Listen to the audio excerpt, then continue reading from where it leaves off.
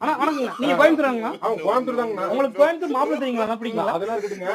யார் அந்த கோயம்புத்தூர் என்ன விஷயம்னு கேட்டுக்கலாங்க. யாரு கோயம்புத்தூர் மாப்பிள்ளை? கோயம்புத்தூர் மாப்பிள்ளை தெரியாதுங்களா? தெரியாது. யாருங்க? நான் தானுங்க அது. யாரு நீங்களா? ஆமா. கேரங்க கொடுத்தாங்களா? இது என்னடா ஒண்ணு நீயே கண்டுபிடிச்சிரு. ஆனா அப்படி கேட்டுடுங்க நானு. என்ன அண்ணா தேவலாம் பேசுறீங்க நீங்க? இல்ல நான் கோயம்புத்தூர் மாப்பிள்ளை நீதான்னா உனக்கு தெரிஞ்சவங்க ஆனா எப்படி இருக்கீங்க நல்லா இருக்கீங்களா கேட்பான்ல. ஆமா கேட்போம். தெரியலன்னா தெரியலன்னு தான் சொல்லுமா. அவன்கிட்ட போய் தெரியுங்களா தெரியுங்களா நாய்க்கே போயிட்டு இருக்கீங்க. இல்ல எல்லாம் பார்த்தா மெண்டல் நினைச்சீங்களா பைத்தியக்காரப்ப நினைச்சீங்களா மெண்டல் நினைச்சீங்களா? என்னது இது? கோயம்புத்தூர்ல இருக்கவங்க கோவப்பட மாட்டாங்க, கெட்ட வார்த்தை பேச மாட்டாங்கன்னு சொன்னாங்க. ஆனா ஒழுக்கமா பேசினா ஒழுக்கமா பேசணும்னா அது பேசலாம். அதுல பேச முடியும். இல்ல எப்படி பேச முடியும்?